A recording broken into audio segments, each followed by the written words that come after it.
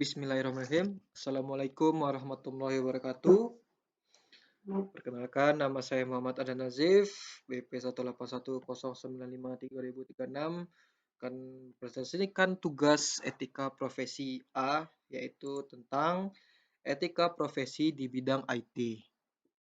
Baik, jadi materi pembelajaran kita pada hari ini sesuai yang diberikan oleh Pak Bahar. Pertama, karakteristik yang membedakan seorang profesional dari jenis pekerja lainnya, dan menjelaskan mengapa pekerja IT digolongkan sebagai seorang profesional. Lalu dua, hubungan yang harus dikelola oleh pekerja IT dan isu etika apa yang dapat ditimbulkan dari setiap hubungan tersebut. Lalu ketiga, bagaimana kode etik, organisasi profesional, sertifikasi, dan lisensi dapat mempengaruhi kelakuan beretika dari profesional IT. Lanjut, kita lihat. Pertama, kita harus tahu pengertian etika profesi dan profesional. Etik atau etika berasal dari ethos atau bahasa Yunani yang berarti karakter, watak kesusilaan, atau adat untuk menilai apakah tindakan-tindakan yang telah dipekerjakannya itu salah atau benar, buruk atau baik. Profesi adalah pekerjaan yang dilakukan sebagai kegiatan untuk menghasilkan nafkah hidup dan yang mengandalkan suatu keahlian. Etika profesi adalah sikap hidup berupa keadilan untuk memberikan pelayanan profesional terhadap masyarakat dengan ketertiban penuh dan keahlian sebagai pelayanan dalam rangka melaksanakan tugas berupa kewajiban terhadap masyarakat. Kutipan dari Suhrawadi Lubis tahun 1904 6 sampai 7. Lalu terakhir, profesional adalah orang yang melaksanakan profesinya dengan mengikuti norma dan standar profesi. Lanjut, profesional dan profesi biasa. Profesi biasa itu mengandalkan suatu keterampilan atau keahlian khusus, suatu, dan dilaksanakan sebagai suatu pekerjaan atau kegiatan utama, lalu dilaksanakan sebagai sumber utama nafkah hidup, dilaksanakan dengan keterlibatan pribadi yang mendalam, itu profesi biasa. Lalu ada profesional. Profesional itu adalah orang yang tahu akan keahlian dan keterampilannya. Karena dia profesional, dia sudah mengerti nilai dirinya. Lalu meluangkan seluruh waktunya untuk pekerjaan atau kegiatannya itu. Itulah yang disebut profesional. Dan dia hidup dari situ, bangga akan pekerjaannya. Karena seorang profesional adalah orang yang seperti itu. Lanjut. Lalu karakteristik dari seorang profesional ini adalah memiliki kompetensi, kemampuan, dan pengetahuan yang tinggi yang tidak dimiliki oleh orang umum lainnya, yang diperoleh dengan pendidikan, pelatihan, serta pengalaman yang ditempuh sebagai profesional. Jarang orang yang bisa jadi profesional tanpa pengetahuan yang tinggi. Walaupun ada orang yang tidak melakukan pendidikan tapi melalui pengalaman atau otodidak, tapi di situ kadang mereka tidak memiliki etika di dalamnya. Lalu profesional itu memiliki tanggung jawab profesi dan integritas yang tinggi. Lalu memiliki perilaku moral yang baik dalam menjalankan profesi sesuai dengan kode etik. Karena seorang profesional adalah orang yang memiliki pengetahuan yang tinggi, dia belajar etik di tempat dia belajar dulu. Lanjut. Lalu etika profesi di bidang IT. Teknologi, informasi, dan komunikasi bisa menjadi pilar-pilar pembangunan nasional yang bisa mengadaptasi di setiap permasalahan bangsa sebagai contoh menyerap tenaga kerja baru, mencerdaskan kehidupan bangsa, dan sebagai alat pemersatu bangsa. Profesi IT juga bisa dianggap sebagai dua mata pisau. Bagaimana yang tajam bisa menjadikan IT itu berguna untuk umat dan masyarakat negara tersebut, dan mata lainnya itu bisa menjadikan itu IT sebagai bumerang atau bencana kepada negara tersebut. Bencana ekonomi maupun krisis budayaan yang saat ini terjadi, yaitu pembuatan website video porno, seorang hacker melakukan pengecekan rekening sebuah bank, melakukan kebohongan dengan konten-konten tertentu, dan lain-lain. Oleh karena itu, kita juga harus menyikapi dengan bijak dan mematuhi etika dan aturan-aturan yang berlaku, khususnya di bidang IT. Lanjut, profesi dalam bidang IT. Programmer merupakan bidang pekerjaan untuk melakukan pemrograman komputer terhadap suatu sistem yang telah dirancang sebelumnya. Program dapat berupa web, desktop maupun mobile. Lalu sistem analis atau analisis sistem merupakan bidang pekerjaan untuk melakukan analisis dan desain terhadap sebuah sistem sebelum dilakukan implementasi atau pemrograman lebih lanjut. Analisis dan desain merupakan kunci awal untuk keberhasilan sebuah proyek berbasis komputer. Lalu ada project manager atau manajer proyek, pekerjaan untuk melakukan manajemen terhadap proyek-proyek berbasis sistem informasi. Level inilah level pengambilan keputusan.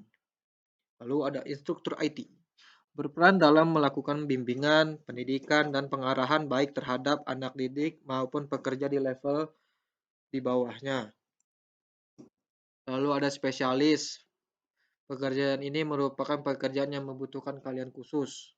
Berbeda dengan pekerjaan-pekerjaan yang lain, pekerjaan ini memiliki level tersendiri dengan asumsi bahwa banyak orang dengan kualifikasi yang ahli di bidang tersebut untuk memiliki tingkat profesi spesialis seperti data communication, security, IS audit system software support, system integration, database, quality assurance, and distributed system.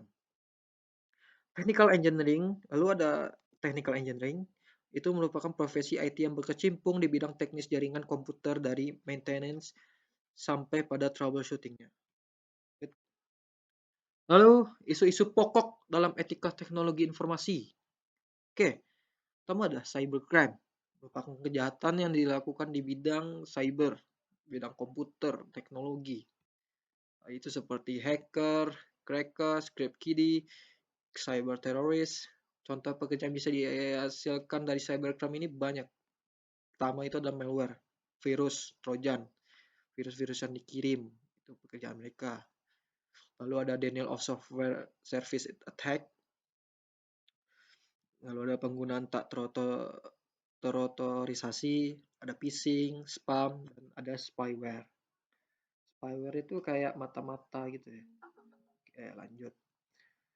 Terus ada, ini masih isu-isu pokok tadi, ada cyber ethic. Dampak dari berkembang internet yang di dalamnya pasti terdapat interaksi antar penggunanya yang bertambah banyak kian hari, maka dibutuhkan adanya etika dalam penggunaan internet tersebut. Pelanggaran hak cipta seperti pembajakan, cracking, illegal software berdasarkan laporan Business Software Alliance atau BSA dan International Data Corporation IDC dalam Annual Global Software Piracy 2007 dikatakan Indonesia menempati posisi 12 sebagai negara terbesar dalam tingkat pembajakan software. Wah, berarti setidaknya tidak 10 besar sih. Tapi hebat juga Indonesia dapat posisi ke-12 ya. Dari seluruh negara loh, 12. Mantap. Lalu, tanggung jawab profesi TI, teknologi informasi sebagai tanggung jawab moral. Perlu diciptakan ruang bagi komunitas yang saling menghormati dalamnya, misalnya IPKIN, Ikatan Profesi Komputer Informatika. Ini didirikan semenjak tahun 1974. Lalu, apa itu pentingnya kode etik pada teknologi informasi? Oleh karena profesi IT sangat menentukan kelancaran serta keamanan dalam penggunaan teknologi pada sebuah perusahaan, karena seorang IT memiliki peran yang strategis, maka seorang profesional IT harus memiliki etika, moral, serta mematuhi kode etik. Jika tidak, maka seorang IT pada sebuah perusahaan dapat melakukan kecurangan yang dapat secara langsung merugikan perusahaan. Kecurangan tersebut dapat berupa memanipulasi data yang tidak valid atau benar, mencari data-data rahasia perusahaan, merampas hak cipta profesional yang lain, dan melakukan penipuan serta kecurangan lain. Ini kita bandingkan dengan isu-isu pokok etika yang tadi. Jadi sebagai seorang IT itu kita harus memiliki etika. Itulah pentingnya pendidikan. Lanjutlah.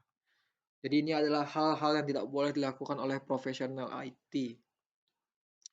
Pertama itu adalah membuat atau mendistribusikan malware, itu kejahatan besar. Malware itu virus. Lalu menulis kode yang sulit diikuti dengan sengaja. Kita nggak boleh sengaja bikin kodenya sulit gitu. Lalu menulis dokumentasi yang dengan sengaja untuk membingungkan atau tidak akurat, menggunakan ulang kode dengan hak cipta kecuali telah membeli atau meminta izin. Jadi kita nggak boleh pakai script kode orang lain kecuali kita udah minta izin. Lalu mencari keuntungan tambahan dari proyek yang didanai oleh pihak kedua tanpa izin. Jadi kita nih udah kerja di perusahaan satu, terus kita eh, cari keuntungan tambahan, terus kita kerja di proyek ke perusahaan kedua gitu. Itu nggak boleh tuh. Terus sebagai profesional tuh nggak boleh kayak gitu. Lalu mencuri software khususnya development tools, menerima dana tambahan dari berbagai pihak eksternal dan proyek secara bersamaan kecuali mendapat izin, menulis kode dengan sengaja, menjatuhkan kode programmer lain untuk mengambil keuntungan dalam menaikkan status. Bersaing sih boleh, tapi tidak boleh menjatuhkan gitu. Terus membeberkan data-data penting karyawan dalam perusahaan. Ini parah banget ini, sampai data-data karyawan nih dibeberkan tuh nggak baik tuh. Bisa bikin kejahatan itu tuh. Terus memberitahu masalah keuangan pada pekerja, mengambil keuntungan dari pekerjaan orang lain. Kayak dia udah bikin softwarenya, terus kita ambil data-datanya, besok kita presentasiin. Wah, tuh nggak boleh tuh. Lalu mempermalukan profesi ini secara salah menyangkal adanya bug dalam aplikasi. Kita nggak tahu nih, tiba-tiba kok ini nge-lag, ya, ini bermasalah sistemnya. Terus kita langsung bilang, oh ya ada bug nih. Nggak boleh tuh. Kita harus cek dengan hati-hati karena kita ini seorang profesional IT. Terus mengenalkan bug yang ada dalam software yang nantinya programmer akan mendapatkan untuk dalam membetulkan bug. Jadi dia yang nanam bug, terus dia juga membetulkan biar dia dapat uang tuh nggak boleh. Lanjut. Jadi untuk menjadi seorang profesional IT itu pertama itu adalah bertanggung jawab atas penelitian, perencanaan, pengkoordinasian, dan merekomendasikan pemilihan perangkat lunak dan sistem yang paling sesuai dengan kebutuhan organisasi bisnis atau perusahaan bertanggung jawab pula atas studi kelayakan atas sistem komputer sebelum membuat satu usulan kepada pihak manajemen perusahaan. Bekerja dengan jujur dan disiplin dalam melakukan aktivitas kerja, tepat waktu dalam menyelesaikan tugas atau pekerjaan yang telah diberikan atau sesuai dengan target. Kalau seorang profesional itu dia tepat waktu, disiplin lah. Karena dia sudah mengatur waktunya, dia sudah bisa mengatur waktunya dengan baik gitu. Lalu meningkatkan kompetensi diri dan juga pengetahuan demi menghadapi segala masalah yang akan datang. Selalu menjaga komunikasi atau hubungan yang baik anggota perusahaan maupun dengan klien. Menjaga nama baik perusahaan dan menjaga kerahasiaan perusahaan baik data maupun yang lainnya. Menjaga konsistensi dan menambah prestasi dalam pekerjaannya. Selalu transparan dalam melakukan manajemen proyek dan bisnis. Bekerja secara profesional dilandasi oleh kemahiran teknis yang berkualitas dan terpercaya agar klien tidak kecewa dengan hasil kinerja kita. Menghormati peraturan yang berlaku dan menjunjung tinggi visi, misi, dan tujuan organisasi dan perusahaan. Jadi, kesimpulan yang kita dapat dari bahan-bahan presentasi tadi adalah etika profesi merupakan bagian dari etika sosial yang menyangkut bagaimana mereka harus menjalankan profesinya secara profesional agar diterima oleh masyarakat. Dengan etika profesi diharapkan kaum profesional dapat bekerja sebaik mungkin, serta dapat mempertanggungjawabkan tugas yang dilakukannya dari segi tuntutan pekerjaan. Dalam lingkup teknologi informasi, kode etik profesi memuat kajian ilmiah mengenai prinsip atau norma-norma dalam kaitan dengan hubungan antara profesional dan atau developer teknologi informasi dengan klien. Antara para profesional sendiri, antara organisasi profesi, serta organisasi profesi dengan pemerintah. Kode etik yang mengikat semua anggota profesi perlu ditetapkan bersama. Nilai etika atau kode etik diperlukan oleh masyarakat, organisasi, bahkan negara agar semua berjalan dengan tertib, lancar, dan teratur. Jadi etika ini nggak hanya orang profesional aja yang perlu memerlukannya. Semua orang itu harus memerlukan etika dalam bekerja. Kalau tidak memperhatikan etika, percayalah dia tidak akan berhasil. Setiap orang harus memiliki etika di dalam dirinya. Sekian, terima kasih. Wassalamualaikum warahmatullahi wabarakatuh. Saya Muhammad Adan Nazif mengucapkan terima kasih.